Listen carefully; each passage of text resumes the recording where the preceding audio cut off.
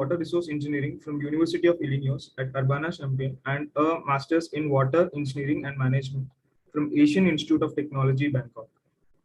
His research, anchored broadly in the water sector, uses interdisciplinary approaches combining natural and social sciences to understand the context of changing waterscapes within a larger framework of sustainable environments and human well-being. On behalf of the Sitara family, I welcome you, sir. Now we can proceed towards the session.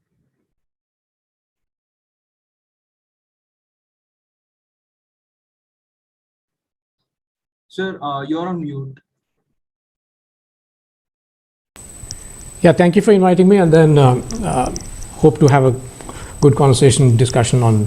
I mean, this is not an emerging field. This has been debated for quite some time now, but it kind of lost steam in between because of the whole Enron issue that happened.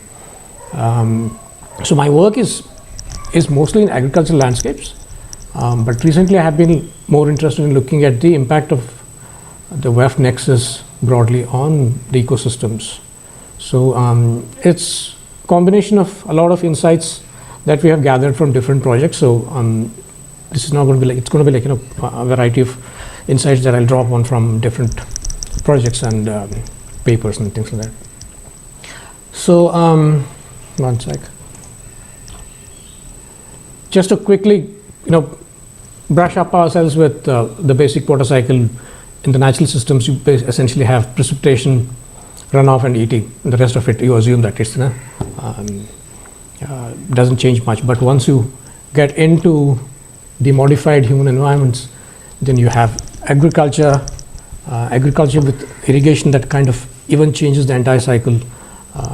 So a lot more processes come into picture. That makes it much more complicated to understand the interactions across these different stocks and flows. So these are broadly the set of ecosystem services that we draw from water cycle in agroecosystems broadly. Groundwater recharge, mitigation of flood, then food production, clean water regulating services such as nutrient cycling, and then climate regulation as well to some extent, and in places where you have a lot of vegetation. So this is a quick insight on the likelihood of risks that the World Economic Forum Risk Survey report came out in 2007, which highlights that much of the risks and the impacts are going to be in and around natural resources management. For example, if you start from the top, extreme weather events are the ones that probably are going to be more frequent and require a lot of attention and interventions. Natural disasters such as droughts and floods, climate change mitigation adaptation crisis, then food crisis, water crisis. I mean, these top all the other risks that include, you know, even financial collapse of markets and things like that, or even unemployment. So just to start with, this is a paper that came out in 2013, just trying to highlight the annual average value of ecosystem services across different terrestrial biomes throughout the world. The unit here is like the Gary Camus dollar. If you see, it's focusing on wetlands and rivers. The amount of total valuation put on wetlands and lakes is massive. It's almost $23,000. So this kind of gives us a sense of where our focus should be when we talk about pollution and then water quality deterioration in our water bodies.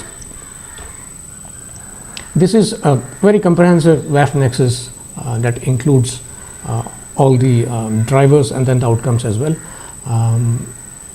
in and around agriculture. And this one is a much more simplified one where we could focus on the energy systems that is required for pumping irrigation water, fertilizer manufacture. Massive amount of energy goes into fertilizer manufacture, which is unaccounted for many times. And then the energy that goes into harvesting, post-harvest processing, transportation of food grains, and then again, of course, biomass for biofuel production. All of this in the climate change scenario makes it much more worse because across India there's enough evidence now to suggest that the temperatures are rising and then the evapotranspiration demands from irrigated areas will be much greater in the future. This is a quick snapshot of the projected food demands that kind of gives you also some additional background to what might be the future demands.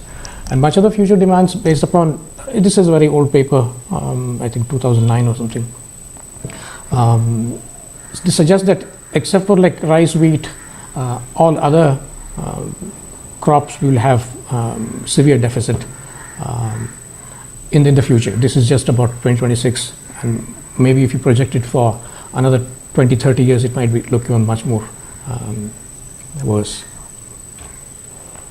This is sector-wise water, energy, and then food production from 1975 till about 2010. This was a report that came out from WRI, Ecostat database from FAO.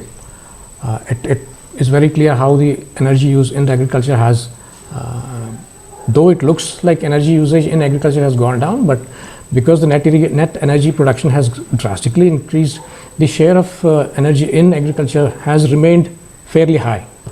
Percentage might not be misleading. Percentages are quite misleading in this particular case. This is a quick analysis that we did on looking at the energy scenario across India.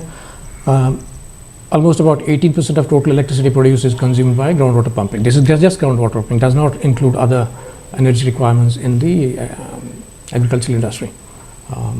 Or even domestic water pumping. This is just in agriculture. In Karnataka is like one of the most biggest consumers of electricity in the agricultural sector. It's close to about 34%.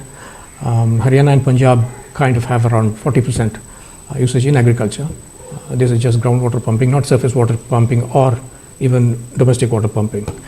And most parts of India, energy consumed is somewhere between 3 kilowatt hours per kg at a cost of about 12 to 30 Indian rupees, but the food procured is at INR 15-20. Kind of gives you a rough picture of how highly subsidized power is in the agricultural sector, and then the hidden costs that go into food production, of which those are the different shares: 60% from coal, 14% from hydro, and then nuclear is just about 2%, which mostly is catering to urban lighting and industrial systems, not so much in agriculture.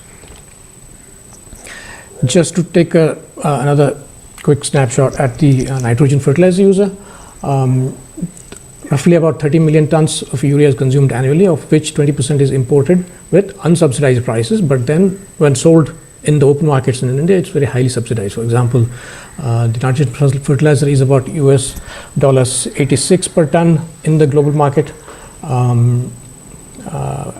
And if you compare the prices elsewhere in Southeast Asia and China, they're like 2 to 3 times higher. And almost 50% of the P that is consumed in agriculture is completely imported. And you can see that we are just below China in terms of consumption of fertilizers in agriculture. Most of it is in agriculture. And the amount of energy that goes in producing nitrogen is also very, very high because of the Bush-Haber process, which consumes a lot of energy to produce nitrogen fertilizers from atmosphere. So these are rice and wheat production scenarios from 1950s, and then we continue to see increased area under rice and wheat, and then also wheat and rice that has been irrigated also has kind of doubled over a period of time. Oh, sorry, this is a repeat, I think. Okay. Just quickly coming back to the water scenario. Between 1970 and 2010, the gross irrigated area increased from 22 million hectares to 92 million hectares, almost like 4 times, close to about 4 times. And then the ratio of the gross irrigated area and the net irrigated area has also increased from about 38% to 70%. While the net cropping area has kind of remained relatively same, but intensities have doubled almost in most cases. 60% of net irrigated area also comes from groundwater sources. I'll talk about groundwater a little bit more in depth as we go on. So as you see on the right side, the net irrigated area from the red line here refers to the irrigated area from groundwater, which could be from open wells and bore wells, that has kind of increased fourfold since about 50s, since the green revolution. And then if you can see the share of the tubal irrigation as against the conventional reservoir-based, and irrigation has kind of took over in the mid-90s. Currently, the groundwater irrigated area far exceeds the surface water irrigated area across India. So this is also something that one probably might want to take a quick look at in terms of the water productivity in different crops, and then the productivity levels for different crops. As you see, much of the water-intensive crops are mostly grown in semi-arid regions, which has very high amount of sunlight, and then more number of sunny days that also increases photosynthesis, and then along with it, productivity is also high, which is kind of a double-edged sword, because you need high productivity in these areas. At the same time, the actual evapotranspiration that happens consumes a lot of water, somewhere between 2,000 to 4,000 cubic meter. If you assume 500 to 800 mm of evapotranspiration annually, and then if it is a perennial crop such as sugarcane, it might far exceed even 8,000 cubic meters, or roughly about 1,600 mm, which is the maximum potential evapotranspiration that can happen in these areas. So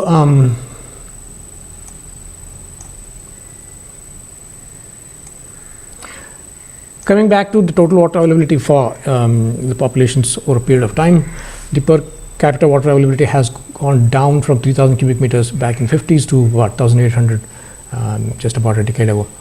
In terms of the water availability in various river basins, 9 out of 20 major river basins, per capita availability is like far less. Although still little above Falkenbach standard, which is 1,200 cubic meters per capita per year per person. Like I mentioned earlier, 60% of irrigated area comes from groundwater, and then most of it also from hard rock aquifers, which are not replenishable as fast as the alluvial aquifers in the Indo-Gangetic plains.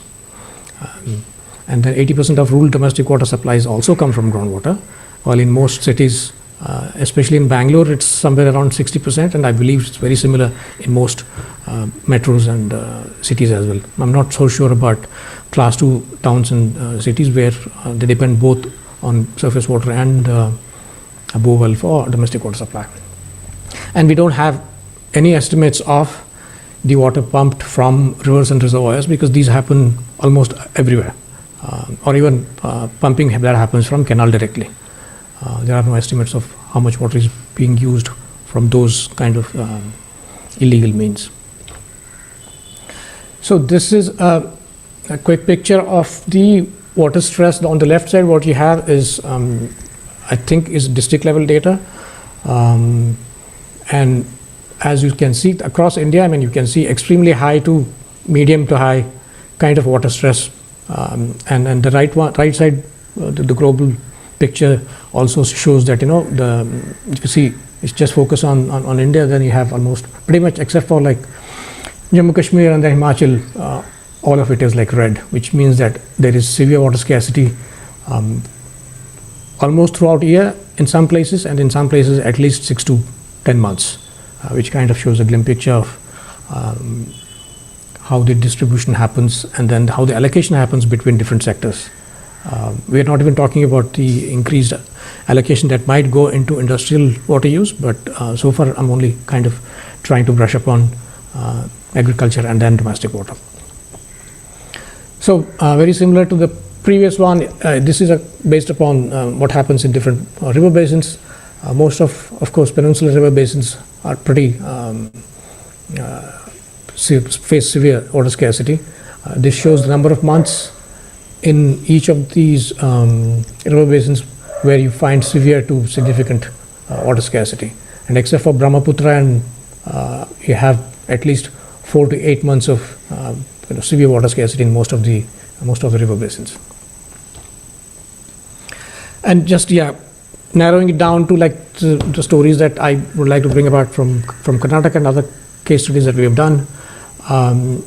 Out of 176 talukas in Karnataka, about 140 talukas have depleted due to overexploitation.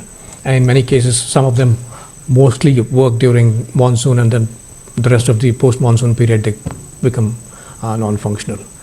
We did a comparative study of water levels in about 1,800 wells in Kolar, and the average depletion there is about 5 meters a year.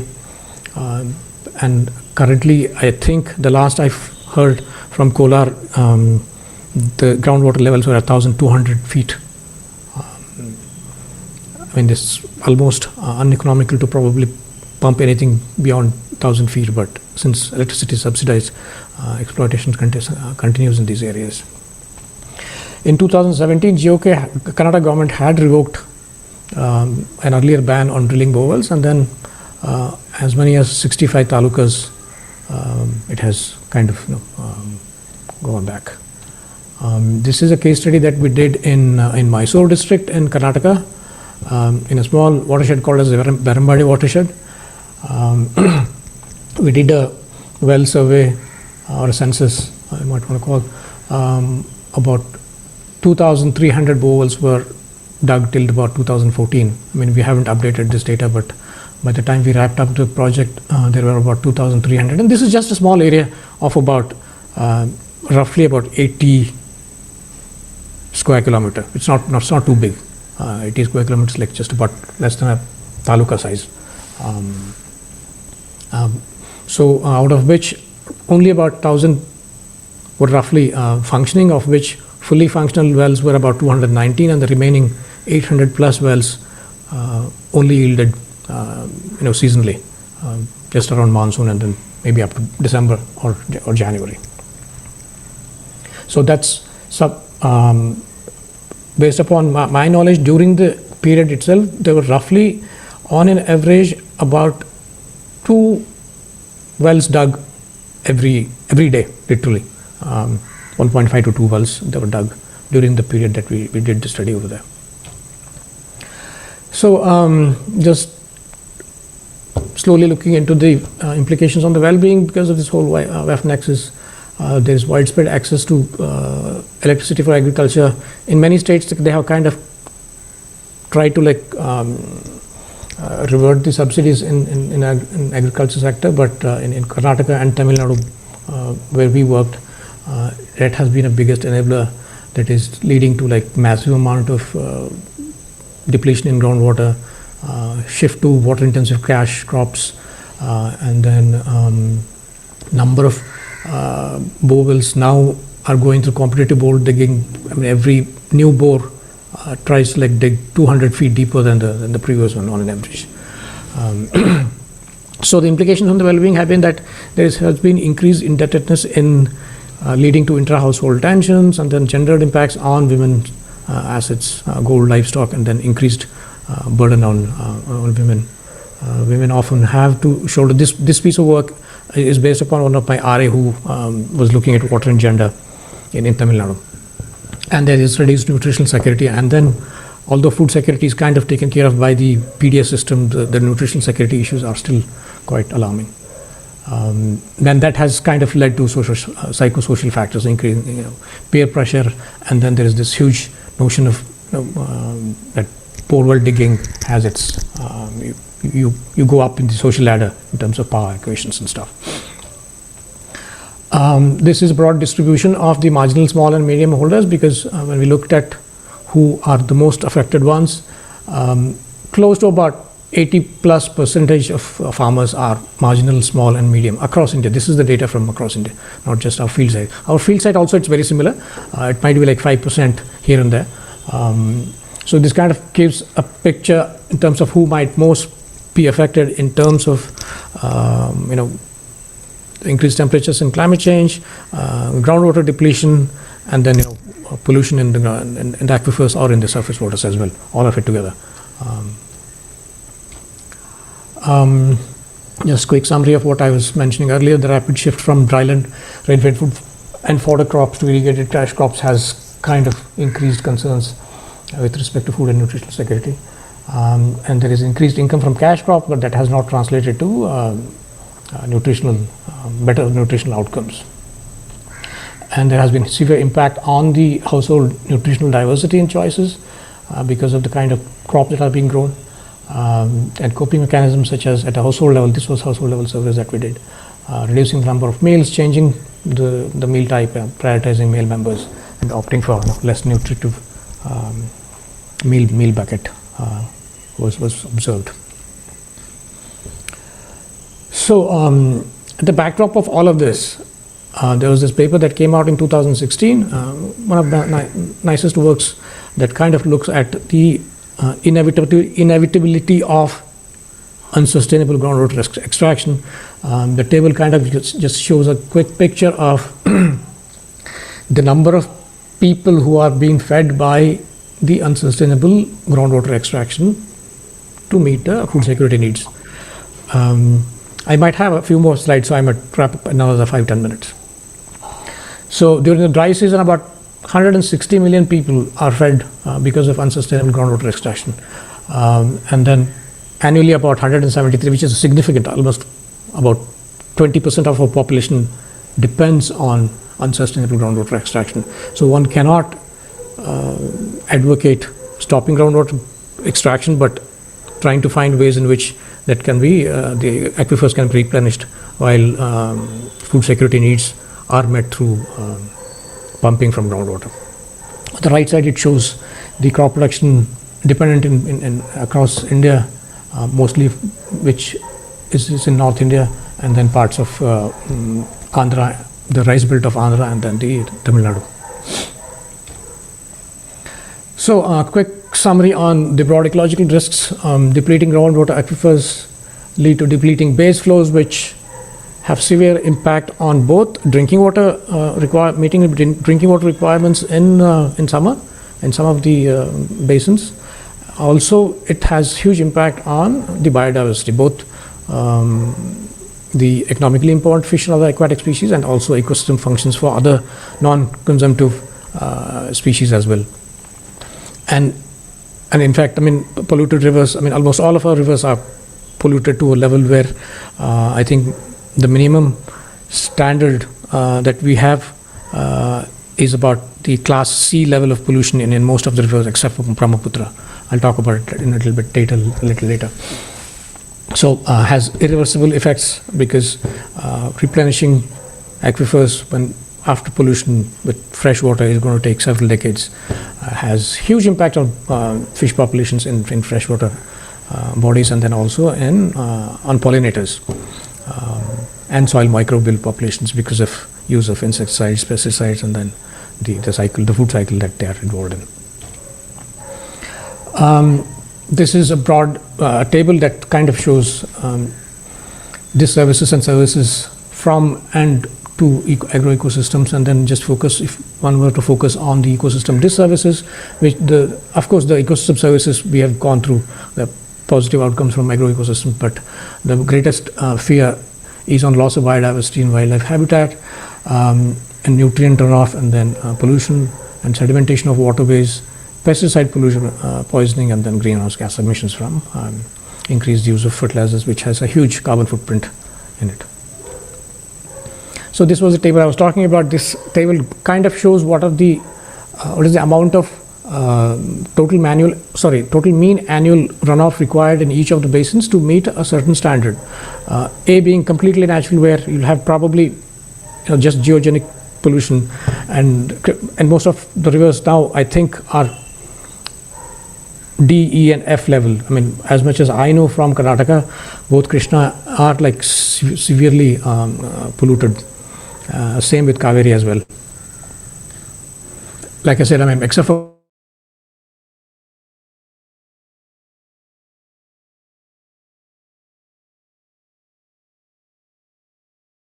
pollution in this rivers.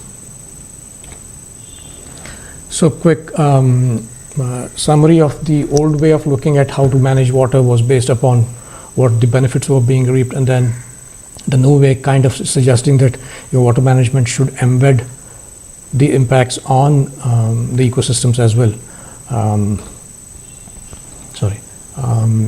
And then all the infrastructure and then the water use systems have to be based upon the ultimate outcome on the ecology, not so much on the benefits that we reap from water management itself. It's kind of getting embedded in the policy as well. The Karnataka is like one of the first states that is kind of blending in all the sectors and then departments in something called as Integrated Water Resource Management Plan. They're coming up with plans for each of the river basins and sub-basins and catchments. They're working with $100 million loan from ADB to try to reform to the water resource department and then the way they look at water. Like the conventional system was looking at surface water also so differently based upon how it is used, whether it's like domestic water or irrigation water. And groundwater is of course looked upon as hidden resource, hidden unlimited, infinite resource. But now that's changing slowly in the groundwater departments as well. And the greatest achievement that might in another couple of decades would be to look at water as one single source, and then slowly water quality concerns being addressed as well, because water quality has been something not part of any of the department's agenda except for like Pollution Control Board, which just monitors and does nothing literally in terms of compliance or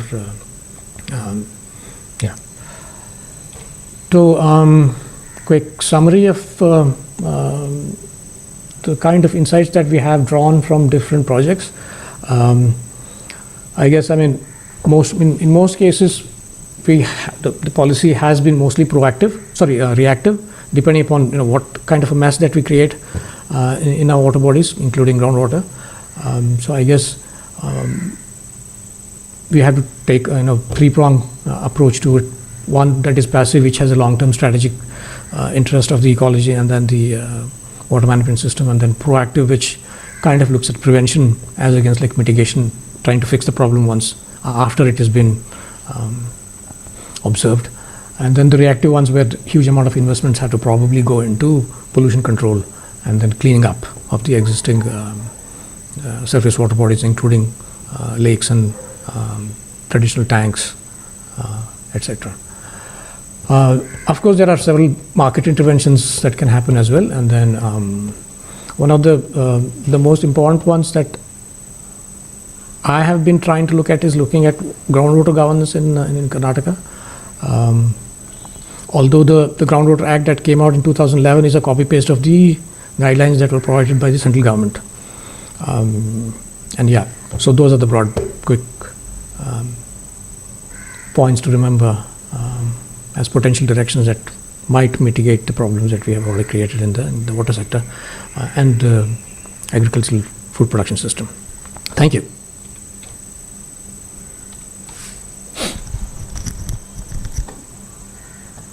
Kiran, I think you can keep the floor open for questions. Yes, sir. Yes, sir. If anyone has any question, you can raise your hand. I'll take up the questions.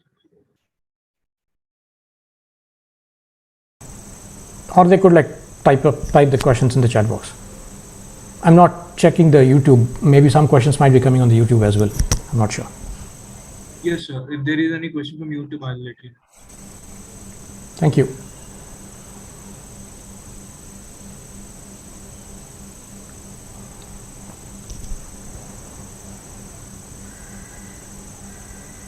I covered a lot of ground in terms of different sectors, so it might be a little too broad for folks to pin down on any doubts.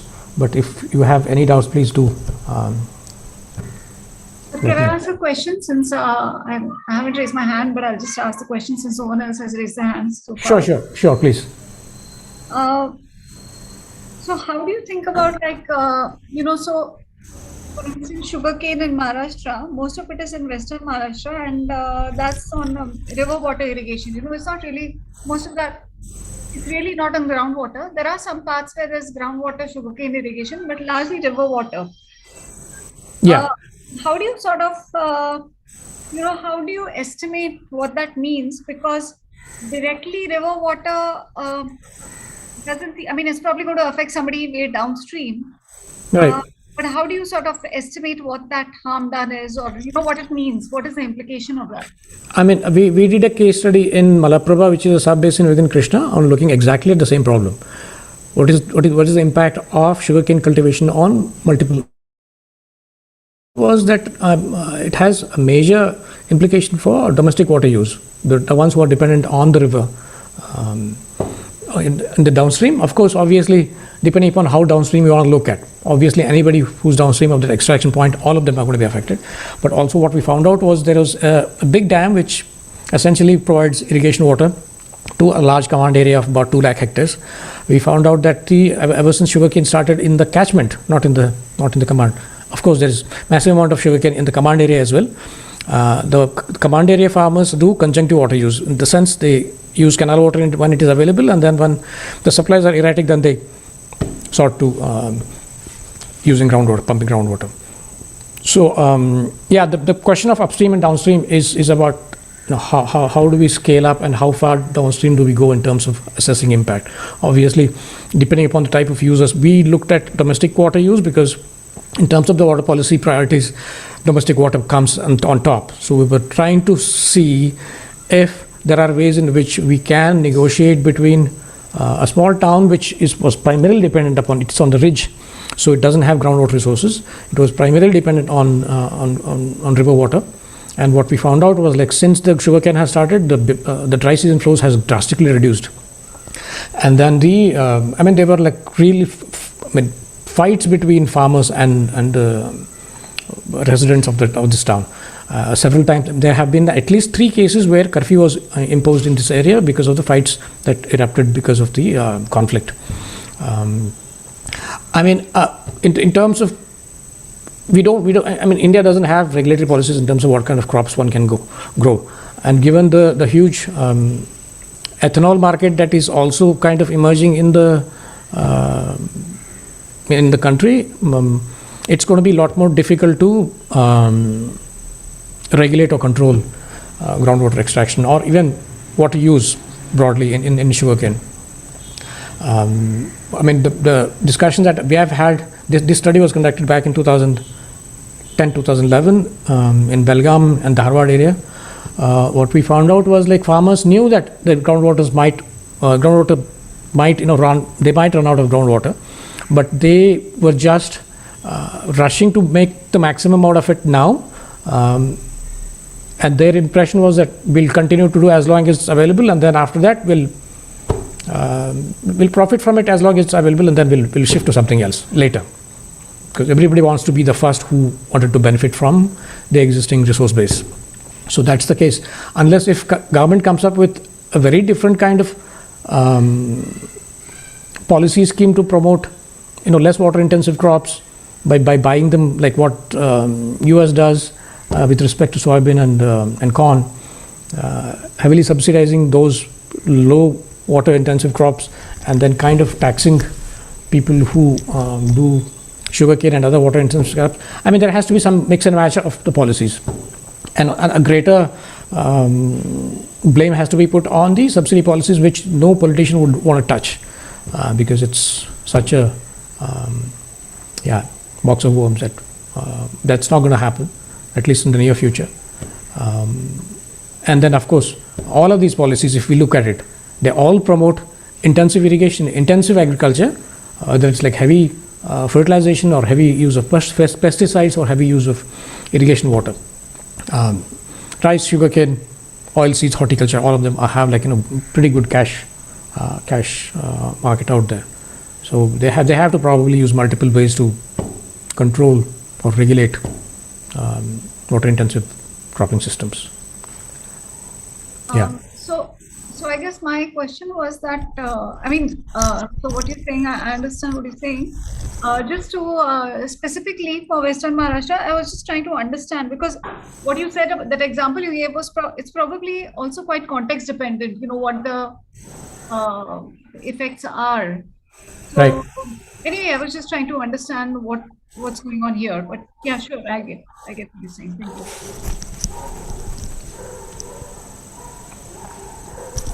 So the 18% electricity that I pulled out was from the India-Stats database across India.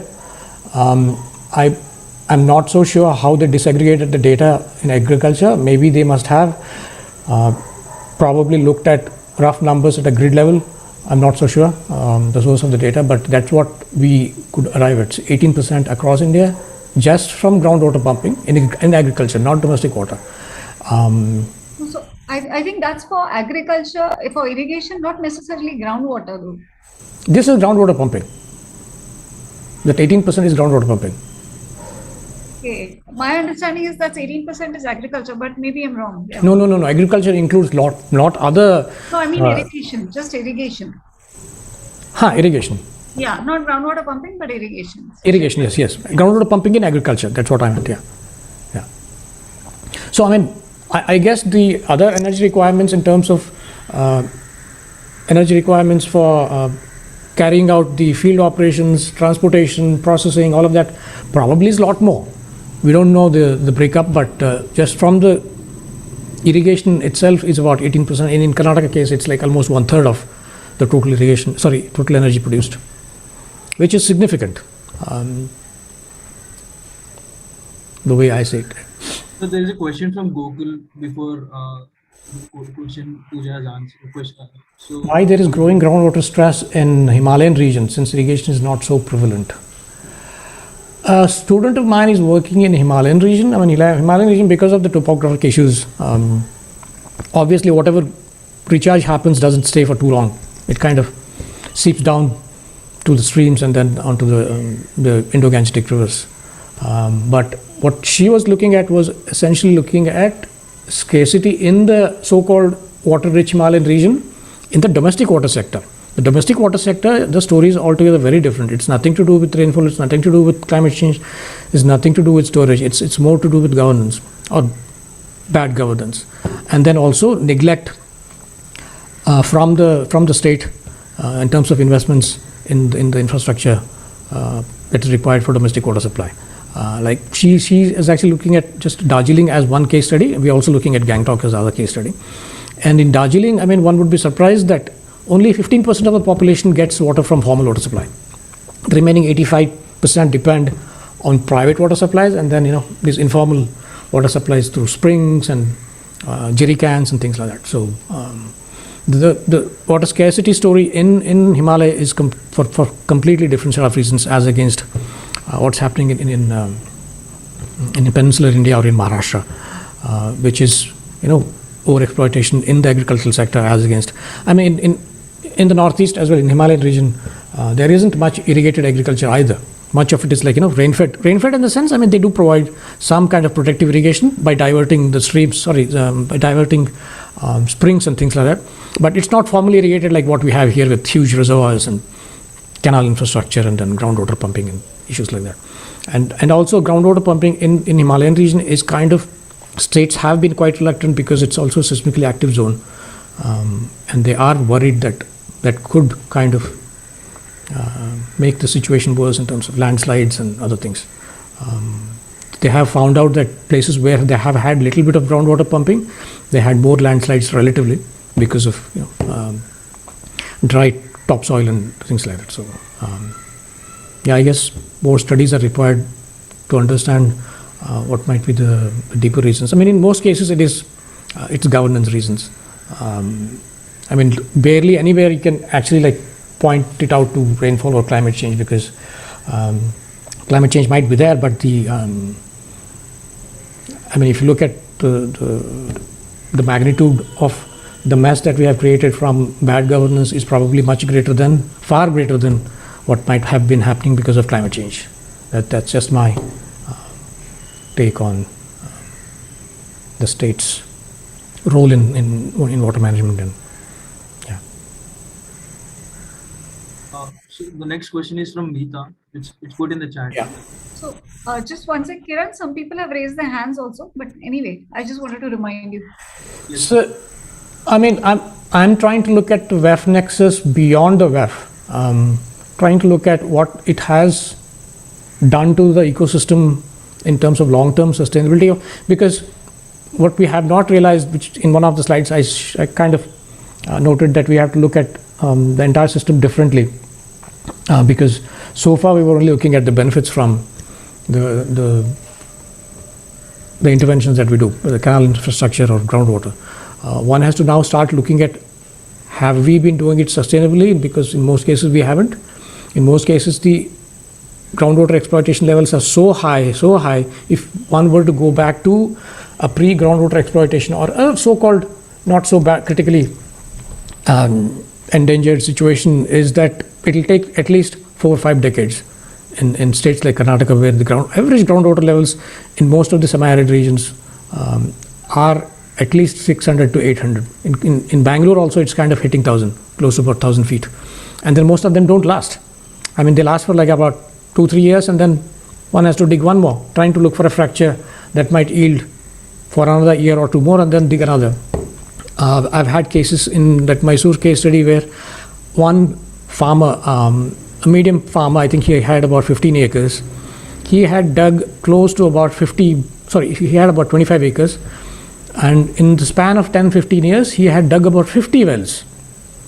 So I kept on wondering, I mean, how do they recover their investments, especially the failed ones? I mean, at least one can hope to recover the investments from the functioning borewells, which is why they kind of get trapped into the debt cycle, which is also what we observed in the Tamil Nadu case study. I request Shah sir to unmute and ask the question. Is it for me? Can I ask a question? Yes, sir. Yes. Yeah. Yeah, Dr. Badigar, I'm sorry, I just joined a little late because of some constraint I had. Sure.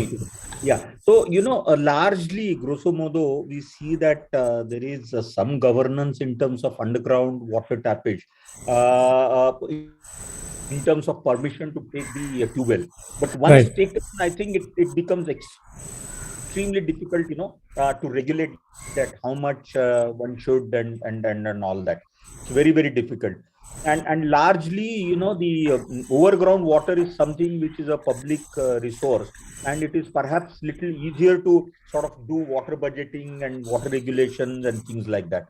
So my question to you was something like in electricity, for all might have covered this point earlier. I'm sorry if you have done, but is it possible to do some kind of tariffing like what we have in electricity sector, like water use for domestic purpose, water use for industry, and water use for agriculture, like 1,000 meter cube? It may not be the same cost or something like that. I mean, one of the things that I think this is a case somewhere that has been experimented in Maharashtra, in Nodarbha region, or in I can't remember exactly. What they tried to do was try to at least estimate the power consumption at a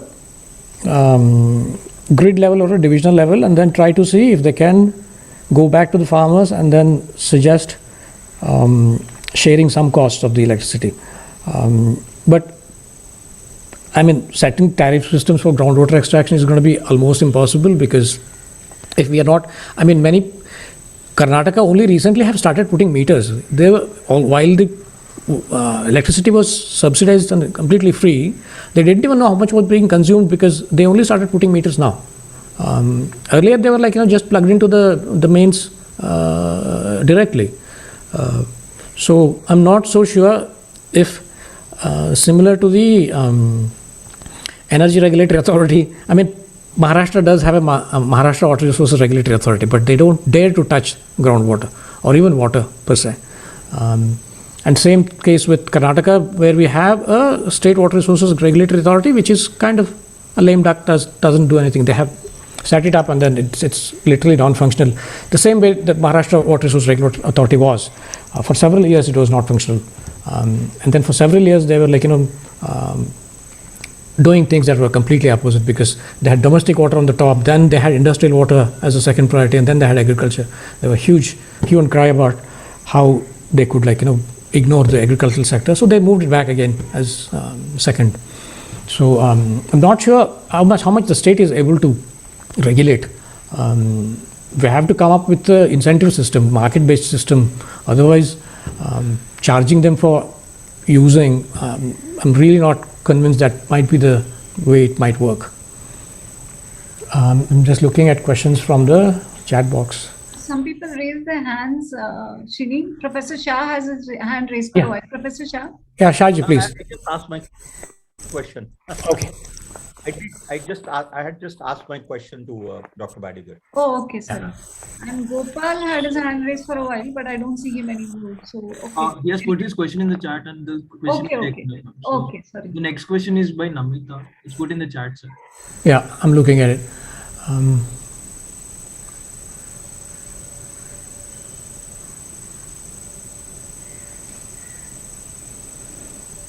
So I mean, we picked up rice and wheat because those are other than other water intensive crops, these are the ones that consume massive amounts of water, where the infrastructure was essentially built to cater to the water requirements of wheat and rice. You look at Haryana, Punjab, Karnataka, rice belts in Andhra and in Tamil Nadu. So yeah, one would also probably look at it, but then it was easier to look at how much consumption is happening in both rice and wheat. And in other crops, depending upon, because these crops have kind of had a very similar acreage, only has increased. In other crops, the acreage have been quite fluctuating depending upon the market fluctuations and stuff. So that might also give you a comprehensive picture. I agree with you.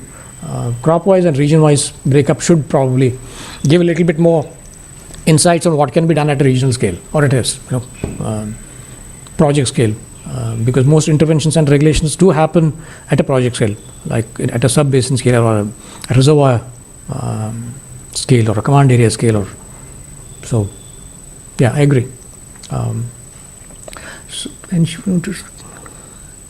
Yeah, I mean, the researchers have been dabbling with this idea of crop diversity, but then essentially the way farmers respond to is based upon how the market is able to respond to their income generation needs. What we found out in Tamil Nadu is like a lot of farmers have now shifted to flowers that are exported, and hence they have like increased food insecurity at household levels, because what they do is like 4 or 5 small and marginal farmers, they come together and they start growing flowers, marigold and then jasmine and all other kind of flowers that are gaining demand in the international markets. That has been a major issue in Tamil Nadu with respect to how, but that has been mitigated to some extent because Tamil Nadu has like one of the most robust public distribution systems as compared to many other states, because they don't have this BPL and APL kind of separation of PDA supply. They have universal coverage, so it kind of takes care of most of the food security problems, but the nutritional security is something that we still found out to be a major issue in many of the households. Of course, I mean, if the market were to be a lot more flexible, if there were proper incentive systems for the crops, then yeah, people would love to probably diversify the cropping systems, but much of the cropping choices in the last decade plus have been depending upon how the market has been playing them out. I hope I answered that question. Like the way forward, I'm not so sure. I mean, which is why I kind of laid out a whole set of recommendations that all of us have been making for several of these years.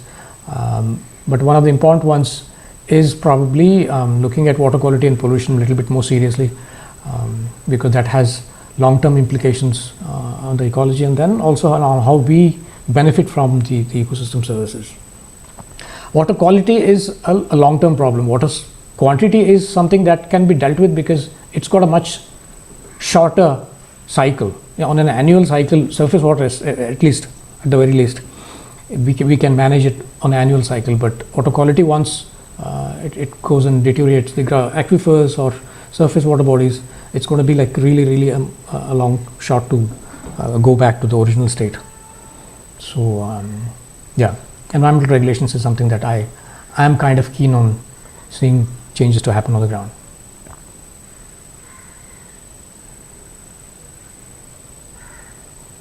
Yeah, crop pricing is something that the government is slowly trying to make, unless and until we see the real outcomes of the farm bill, we won't know how the whole crop pricing and then keeping the market open for pricing is going to play itself out on farmers' behavior on the crop choice. So that's something that we'll have to wait and watch, because yeah, I think we'll have to probably wait about 5-10 years for the entire market to understand the whole farm bill and then for it to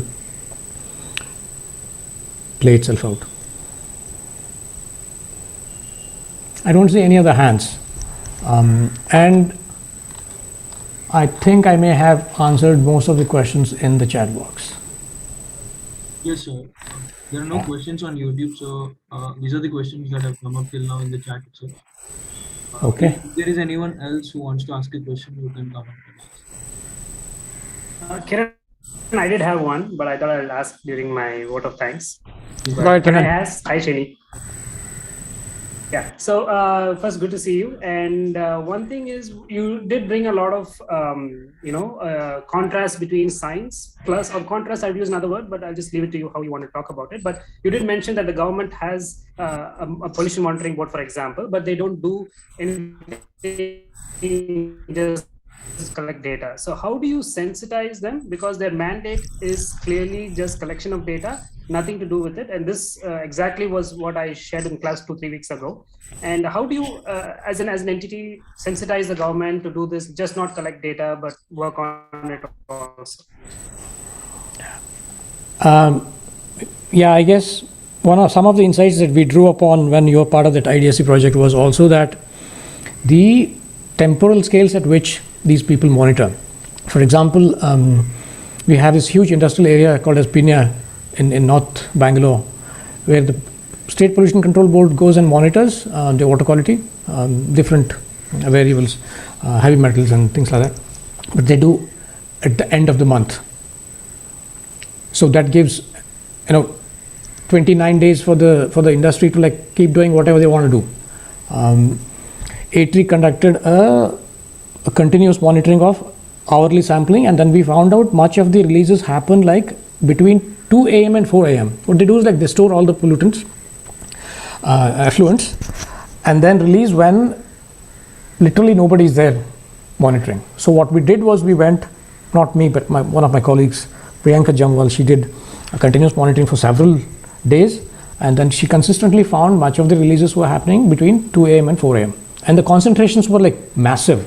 They were much beyond acceptable limits of heavy metals and even sediments, sludge and things like that. So I'm not so sure how to sensitize, because if one were to ask, most of these are small scale industries, plating, and then which I'm not sure how economically they might function if they were to comply. My wild guess is that if they were to put in treatment systems to remove all these pollutants, then the industry might not be economically viable. That's my hunch. I'm not so sure. It might be a different story for large industries. Large industries, the scale issues there, so one probably can invest and then reap the long-term benefits. For small-scale industries, which are don't have a huge profit margin or even a market for those kind of produce, it might essentially, I'm not so sure, maybe Priya might be able to throw some light there on the economies of scale for small-scale industries, which I highly doubt will work out for them. They'll probably have to shut down if they can't. So I guess the system is allowing it to happen, and of course there is huge amount of corruption here. Pollution Control Board in Karnataka is probably one of the most, Karnataka is probably the most corrupt country, state in the country, but added to that, in most of these industrial areas, the Pollution Control Board almost I don't hear anything, see anything, and they don't say anything. Thanks for that important point. But I was also mentioning, because Central Groundwater Board, on that same note, they monitor four times a year. Yeah, groundwater is another big black box, right?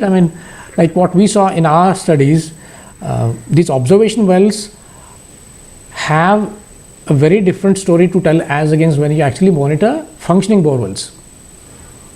Because many times what happens is the observation wells, water seeps from surface into the hole, and then the measurement that we get are completely different and very localized, and one cannot assume these water levels are representative of the aquifer in and around, because especially what we know from Bangalore and other places, hard rock aquifers don't have so-called groundwater level. It's very regional groundwater levels depending upon the cracks and fissures in the underground. Yeah. So, and plus, of course, obviously they only monitor once pre-monsoon and one post-monsoon, and then they come up with very vague numbers of what is the groundwater recharge that may have happened, which is also a very flawed way of looking at is that real recharge, and then is that real way of understanding depletion and also certifying critical and semi-critical areas. So yeah, I hope that answers the question, Penan. There's a next question from Deepak. Deepak, you can unmute and ask your question. Okay. So first of all, thanks for the nice presentation. It is just a question about the data. In the initial slides, there was a mention that the agriculture land under agriculture has remained constant, more or less constant. It has slightly improved. But at the same time, if I look at Mosby report or Forest Survey of India, even the forest cover is also improving, not significantly, but it has also improved. At the same time, urbanization is also increasing. Yes, so I'm just thinking, so, and at the same time, you also lose agricultural area because of various issues. So I'm just not able to add up that how agriculture area is just constant or it is even increasing at a very slight rate.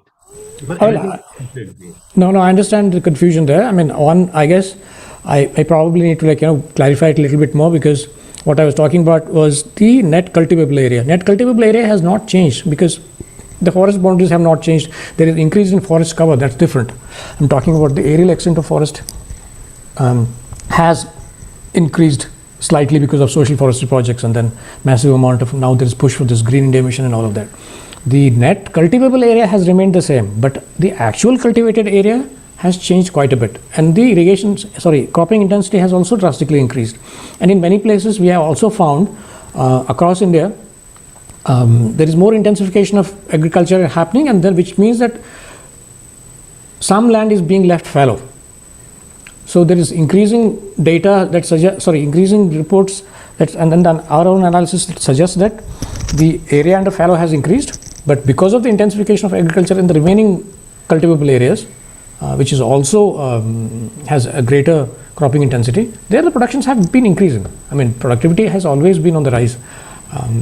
Today we are at a production level which is good enough for us to survive for another 30 years.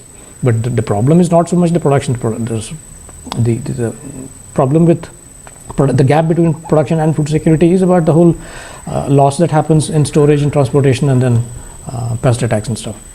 So just to clarify again, the net cultivable area has pretty much remained the same, because there might be some encroachment in the fringe areas of forest and stuff, but that's not much. I mean, that might probably a fraction percentage of the net cultivable area. Net cultivable area has pretty much remained the same. The area that was under the revenue department, that has reasonably remained the same for a long time. Unless when they have changed only in cases where these massive irrigation projects were implemented back in 60s, 70s, and 80s, where the dam submergence area, the farmers from dam submergence had to be relocated and then compensated with some more land for cultivation or whatever. Except for those cases, nowhere else agricultural areas has increased. So the data kind of says, it's remained the same, but actual cultivated area and then the partitioning of net cultivated area versus fallow has changed. Fallow has been increasing over a period of time, which also suggests that more people are moving out of agriculture, and a lot of consolidation is also happening in some sense. Thank you. Yes, sir. There are no more questions in the participants list, so I request Professor Penan to end the session with a vote of thanks. Thanks, Kiran. First of all, thank you, Dr. Srinivas Badega, for sharing all the views and your wonderful talk. Apologies, I missed 2 minutes, but most importantly, you did show how an application scientist would look at the world rather than just bringing in the fundamentals of science. And I tell this because I've been working in ATRI, and I've never have been challenged scientifically and so much that I did in ATRI. So it is very at a high level of science, but still the application side you're concentrating on, which is a big thing. And thanks for bringing all the remembrance of all the projects that we worked together. And we would love to have you in person and seminars and more collaborations. We look forward for that in A3. Thanks a lot for your valuable time. Thank you. Thank you. Thanks for inviting me, and then all the participants, including the faculty members, for interesting questions. Yeah, let's keep the channel open for communicating with Sitara. I've been quite actively working with Pennan on putting together proposals and then thoughts on new ideas to pursue. Thank you. That would be great. Looking forward to seeing you again. Thanks again. Bye-bye.